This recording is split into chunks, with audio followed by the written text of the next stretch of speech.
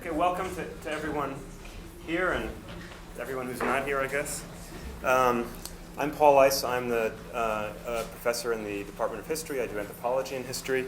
And I'm here today as director of the Center for the Art and Society to introduce this wonderful panel. Also to plug this event we're having on Thursday. I figured I might as well plug it. Connecting with Indigenous communities through Indigenous art collections, Dr. James F. Brooks of the School for Advanced Research. So please, Thursday at 6, if you're interested in that topic, please come back. Today we're doing a panel, I think, which exemplifies the promise and possibility of the Center for the Art and Society here at Carnegie Mellon. The center, of course, is dedicated to trying to build and to spark and encourage work at the interface between the arts and the humanities, between the College of Humanities and Social Science and the College of Fine Arts. We don't have nearly enough sustained dialogues between artists and scholars in the humanities and the social sciences, and that's something that's good to do, not just because it's fun and interesting to do so, but because those kind of conversations and collaborative work illuminate many critical issues at the intersection of word and image, power and practice, illuminating the possibilities of social and political critique, but also perhaps every now and then of social and political transformation. This panel, as much as, and I think perhaps more so than any of our other events, might exemplify the possibilities of such dialogue. The title of the panel is Regime of Language Change. Of language is in brackets. How to Retool the War on Terror. And we're featuring linguistic anthropologist Adam Hodges and School of Art faculty member Andrew Johnson. Now, just a little bit of background on this panel. Initially, we had titled it Managing Perceptions. We even disseminated that title, and at some point it was retitled, which I think is very much in the spirit of this kind of redaction and modification that we're going to talk about today. But that initial title, Managing Perceptions, as well as this current title, put into the highlight how in this war on terror narrative and its use and appropriation, reappropriation, there are many things that have been bracketed, erased, redacted, and rephrased, although in a sense, as in a palimpsest, the previous inscriptions remain with us in ways that we may sometimes fail to recognize or acknowledge fully, and I hope that this panel encourages us to do that. And it made me think, as I was preparing these notes, about Donald Rumsfeld, actually, who's somebody that, the previous, an earlier U.S. Defense Secretary under George W. Bush, and I have to admit to missing the guy a little bit.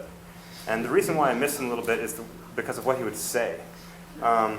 His statements and quotations are legendary, and they're actually quite revealing. The one that we all know is a statement that was made at a press briefing he gave in February 2002. And he was talking about, the criticism the administration was receiving relating to the lack of evidence linking the government of Iraq with weapons of mass destruction. And of course, what he stated was, and I quote, "Reports that say that something hasn't happened are always interesting to me because, as we know, there are known knowns. There are things we know. We also know there are known unknowns. That is to say, we know there are some things we do not know. But there are also unknown unknowns, the ones we don't know we don't know." Which on itself is a really fantastic statement. In 2004, the psychoanalytic philosopher Slavoj Žižek extrapolated from these categories in an article he wrote in response. And he said, well, there's a fourth element here that's been left out by Rumsfeld. It's the unknown known. That is, that which we don't know or intentionally refuse to acknowledge that we do know. And he writes, and this will become clearer, if Rumsfeld thinks that the main dangers in the confrontation with Iraq were the, quote, unknown unknowns, that is, the threats from Saddam whose nature we cannot even suspect, then the Abu Ghraib scandal showed that the main dangers lie in the unknown knowns. That is, the disavowed beliefs, suppositions, and obscene practices we pretend not to know about, even though they form the background of our public values. And here, perhaps our panelists today will tell us not so much or not only about the known, nor the unknown, nor even the known unknowns, but also about the unknown knowns, which in a sense is a highfalutin way to refer to the way things are made to be unknown, the things that we know but are made to unknow. In other words, to the practice of redaction.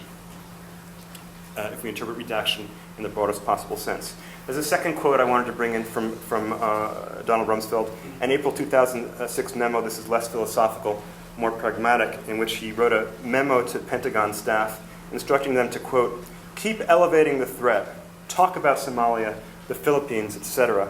Make the American people realize that they are surrounded in the world by violent extremists. So, in effect, that kind of politics of fear is precisely about unknowing the things that we know, redacting them. And both quotes, I think, continue to raise questions for us in the post-George W. Bush era, and I think in this panel, in times of ever-escalated threats, whether they're known, unknown, or both. I expect that the panel today will provide many new angles on the war on terror and the perceptions that it manages through and against some of its many iterations, reappropriations, subversions, effacements, redactions, and reinscriptions. And what I'm going to do right now is just introduce each of the panelists. I'll introduce them just before they present, so I'll start with Adam, and then I'll introduce Andrew just before he speaks. Our first speaker, Andrew Hodges, is an Andrew W. Mellon Postdoctoral Humanities Fellow. He's just began at CMU this year in the English department. We're happy he's here. His doctoral work was in linguistics at the University of Colorado, with an interdisciplinary focus grounded in linguistic anthropology, sociolinguistics, and discourse studies. In his research, he takes a critical approach to the study of language and communicative practices in social and cultural life, most notably in the domains of politics and mass media, where he examines how public discourse builds shared cultural narratives, represents issues of truth, and constructs identities. His monograph, the, in quotes, War on Terror narrative, Discourse and Intertextuality in the Construction and Contestation of Sociopolitical Reality, which is due out in March 2011, provides a comprehensive look at the Bush administration's discourse about terrorism from the events of 9/11 through the beginning of the Obama administration. So we welcome Adam Hodges. His talk today is entitled Discursive Tactics of Resistance Against the War on Terror Narrative.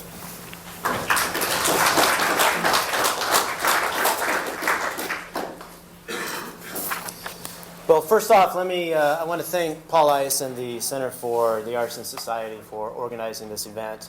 And I also want to thank the A.W. Mellon Foundation and the English Department for providing the fellowship funding that's allowed me to come to CMU for a few years. So I greatly appreciate that. Let's go back to the Bush years. The Bush administration represented a regime of government, but it also provided a regime of language for talking about 9/11 and America's response to terrorism. And that regime of language is articulated within the Bush administration's narrative about the war on terror.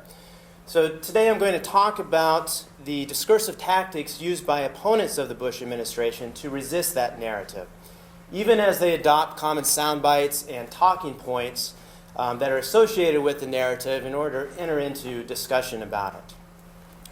So I want to start off by taking us back to the events of 9/11 in 2001 and emphasize that those events do not inherently contain their own meaning.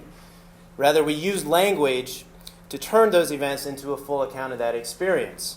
So we use language to name protagonists, to ascribe motivations, provide explanations. So in short, we use language to construct a narrative. And the regime of language established by the Bush administration provided one narrative to organize America's response to terrorism, among other potential narratives that could have developed but didn't. So for example, instead of the plight of a nation at war, we could have instead heard the tale of a horrific crime. In such a narrative, the events of 9/11 would be framed as a criminal act rather than an act of war, where the criminals, rather than the enemy combatants, would be brought to justice to answer for their crimes. But instead, Bush's narrative constructed a metaphorical war on terror that discursively laid the foundation for a highly militarized response to terrorism. The construction and circulation of this widely shared cultural narrative has had a powerful effect on shaping socio-political reality, including the very real wars in Afghanistan and Iraq. Now, the war on terror narrative became a way of representing knowledge about the post-9/11 world. It provided a powerful set of assumptions and explanations that governed the way Americans discussed terrorism, as well as a host of related foreign policy issues. So the narrative effectively framed public debate and constrained the way the nation talked about the issues. To speak of terrorism during the Bush administration was to speak of a war on terror. And to discuss, debate, or challenge Bush administration policy required working with the language associated with that narrative. So even opponents of the administration effectively had to adopt this language as they attempted to argue against the policy it entailed. Numerous sound bites and talking points associated with the narrative quickly entered into social circulation in the media, as well as the conversations that citizens had with each other. And some of these sound bites are listed here on this slide. So both supporters and critics of the administration both drew from this reservoir of discourse to enter into conversation with each other. To discuss, debate, and challenge the Bush administration policy required adopting the language of the war on terror narrative. Now, the examples that I'm going to discuss today come from a larger research project, which Paul alluded to. And in that project, I examined 3 types of discourse in the years after 9/11.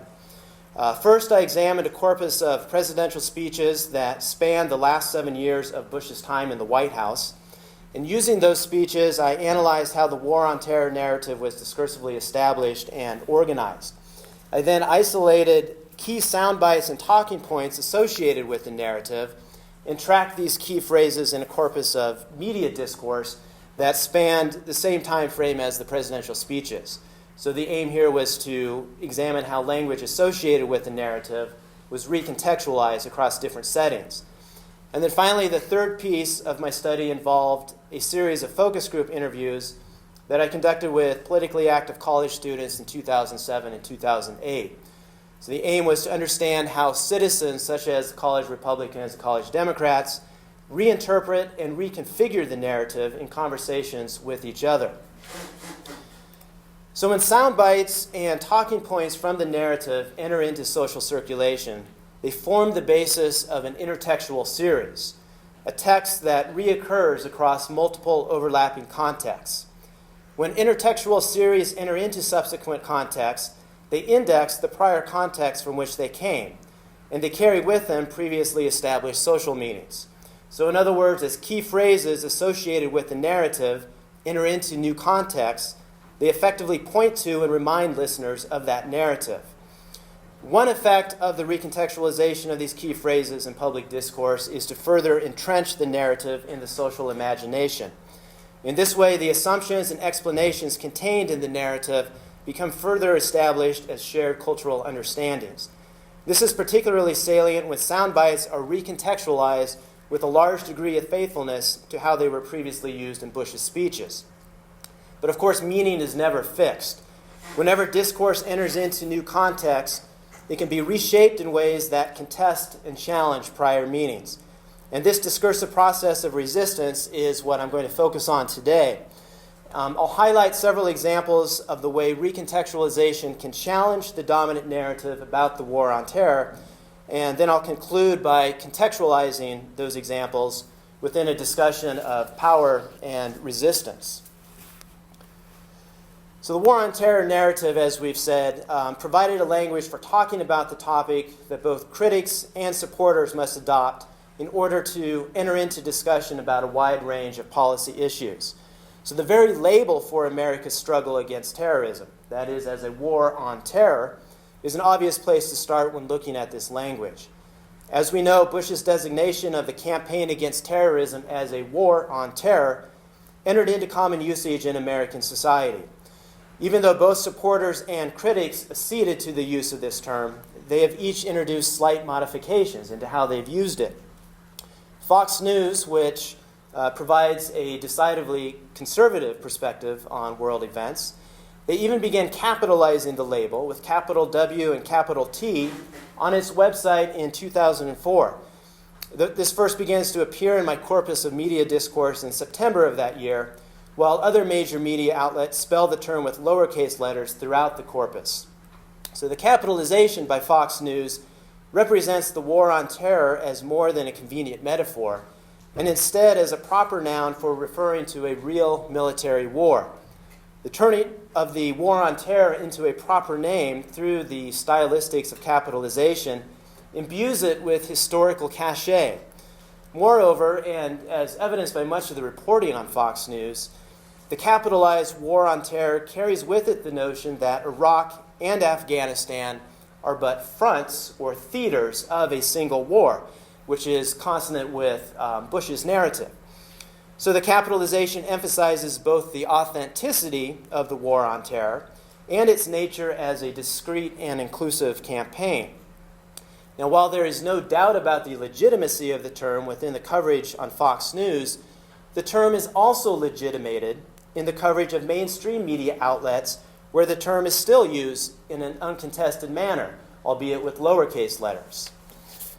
Now, given the ubiquity of this term in public discussion, I spent a considerable amount of time discussing the very idea of a war on terror with the college Democrats and Republicans that I talked with in my focus groups. I wanted to gain a sense of how they defined it and what it meant to them. So did it include the war in Iraq, for example?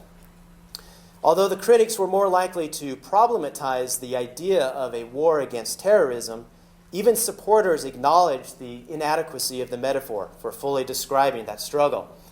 Both Democrats and Republicans frequently likened the war on terror to the war on drugs. They often pointed out that the war on terror declared a war on a problem, an idea, a concept, or a method, rather than, in their minds, a nation state, which is what real wars were supposed to do. So here, in my conversation with a Democrat named Steve, he had told me that terror is simply a method of conducting violence or warfare. And he not only objected to the metaphor itself, but to the entire notion of what he says here in this clip, the whole war on terror thing. So I want to play for you how he describes this. Start off by asking you what you see as some of the key issues. I'd say that healthcare would be the biggest one, I think. Aside from that, let's see. Yeah, healthcare is the biggest one. Aside from that, probably war on terror thing. I'm doing that in quote marks. Okay. They'll leave my call that. That's a pretty big issue, but All right, so even though Steve uses this term that's in common usage, he indicates his ideological distance by it from, as he says, putting that in quote marks. And in a separate interview, another Democrat named Ted also used, in his words, the little finger quotes thing to qualify his use of the phrase. So the widespread acceptance of the war on terror label in American society makes it difficult to escape, but social actors who oppose the policies it entails use tactics such as these to contest it when they do use it. A related tactic is to mark the phrase with the adjective so-called, so that the war on terror becomes the so-called war on terror. And this is the equivalent of using scare quotes to indicate ideological distance from the term. Now, generally speaking, outside of op-ed pieces where the writer has leeway to indicate their ideological stance, regular news stories in the major media avoid the so-called qualifier. As already noted, mainstream media represent the term in an uncontested manner with lowercase letters, while Fox News adds another layer of legitimacy by capitalizing the term. However, I did find a few exceptions to this general pattern. One example comes from transcripts of Anderson Cooper's television show on CNN. And here we can see how he refers to the war on terror as the so-called war on terror, which I've highlighted in blue. So even though his use may be limited, though, to just a few instances, as a personality on CNN, his use of the so-called qualifier bucks the trend adopted by most in the major media. It therefore does not go without notice by those who have accepted the label and the very idea of the war on terror, such as some of the commentators on Fox News. So this next excerpt is taken from an editorial column by Mike Baker on FoxNews.com. The response to Cooper by the Fox News columnist in this slide illustrates the dialogic nature of media discourse in the Bakhtinian sense of dialogism. Even though these two excerpts are spoken and written in different contexts by different people at different media outlets, They are connected in a dialogical network, whereby media events are thematically and argumentatively connected. Now, importantly, the jab that Baker takes at Cooper in this example works to police the boundaries of mainstream discourse. Through his jocular commentary, and he effectively characterizes Cooper's reference to the so-called War on Terror as what he says is a load of crap. But through this jocular commentary, Baker attempts to reinforce the acceptance of the War on Terror as an uncontested term, and he mocks Cooper's deviation from this supposedly common sense idea. So the boundaries of the War on Terror discourse are defended and reaffirmed. Now, outside of the mainstream media, independent media figures commonly incorporate the use of the so-called qualifier into their regular news reports. An example of this is Amy Goodman on the independent radio program Democracy Now! Goodman, as many of you may know, is an outspoken critic of the Bush administration, and whenever she uses Bush's term for the campaign against terrorism, she always refers to it as the so-called War on Terror. So we have usages of the term diverging along an ideological spectrum. On one side, Fox News authenticates the term through the stylistics of capitalization. On the other side, critics of the Bush administration contest the term and the very ideas that it represents through tactics that qualify their use of this otherwise widely accepted term. Now, other sound bites and talking points from the narrative are reshaped in incremental steps. And this is demonstrated in a statement released to media outlets by then-Senator Joe Biden. Here, this statement on the slide appears on the Fox News website. And so you'll notice that, as we just discussed, according to their stylistics, Fox News capitalizes the War on Terror here. But the phrase that I want to focus on is the central front in the War on Terror. Bush uses this phrase within the narrative to talk about the importance of Iraq in the fight against terrorism. And here Biden draws from that soundbite, but he does so in a way that reshapes it. So Biden is still working with the War on Terror discourse, but instead of Iraq as a central front, he shifts the referent in the soundbite to Afghanistan. In his statement, there still is a war on terror, and there still is a central front. The only difference is the location of that central front. But by reanimating Bush's prior words, he works to shift the narrative by reconfiguring the meaning of this soundbite. Now, in this slide, I'm talking with Philip, who's a Democrat, and he attempts to redefine the war in Iraq as a separate conflict from the war on terror, somewhat akin to what we just saw Biden trying to do. So let's listen to Philip describe this. Do you see the war in Iraq as a part of the war on terror, or something separate? No, I don't see it as a war on terror. What we're dealing with in Iraq has nothing to do with Al-Qaeda. I mean, it's a civil war. It's a Sunni Shia conflict. It's an internal conflict. It has nothing to do with Al-Qaeda. And the insurgents who attack us are just Iraqis who want us out. So as Philip says, Iraq has nothing to do with Al-Qaeda, which implies that the war on terror is solely a war against Al-Qaeda. So Philip provides a narrow reading of the phrase coined within Bush's narrative. In contrast, Republicans I spoke with provided a much broader reading, as would be expected. For them, the war on terror definitely included the war in Iraq, as well as the fight against Al-Qaeda, but some even broadened the scope of the war on terror to include all forms of what they termed Islamic terrorism. And some of them even went beyond how Bush delimits the war in his narrative to include terrorist groups such as Hezbollah. Now, both readings are plausible as interpretations for the meaning of a war on terror. The Republicans are more sympathetic and read in a longer list of neoconservative foreign policy objectives, while the Democrats are less sympathetic and are unwilling to accept a link between Iraq and Al-Qaeda. But both accede to the use of the war on terror as a label, as a way to label that struggle against terrorism, however that campaign is delimited. Now, perhaps the most interesting aspect of intertextual connections is the way prior texts can be reanimated through parody. Parody can be an effective tool of subversion by challenging a dominant discourse and forwarding an alternative perspective. Now, one phrase that has been parodied in various ways is weapons of mass destruction.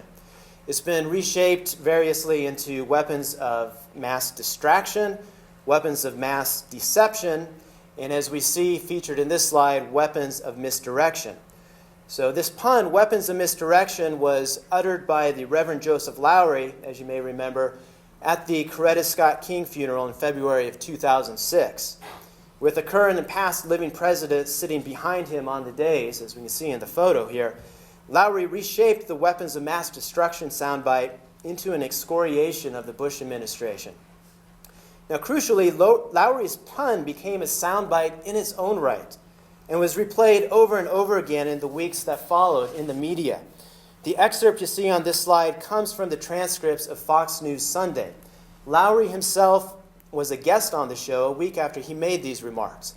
And the host, Chris Wallace, introduces him by playing the soundbite. And I'll play that for you right now. We know now there were no weapons of mass destruction over that. But Coretta knew, and we know, that there are weapons of misdirection right down here. Millions without health insurance, poverty abounds, for war billions more, but no more for the poor. So this example demonstrates how parody can be effective at inserting alternative perspectives into mainstream media coverage, even into the coverage of Fox News, which is generally faithful to the Bush administration's perspective.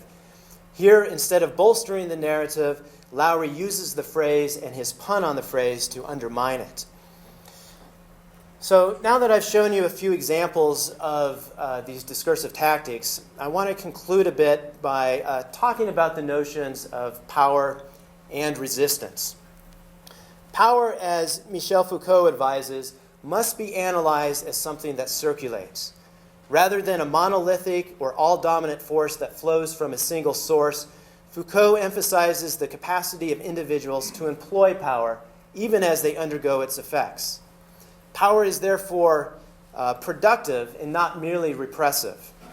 It circulates throughout the social body in a net-like organization so that individuals exercise power as they interact with one another. In Foucault's words, individuals are vehicles of power. They are the elements of its articulation.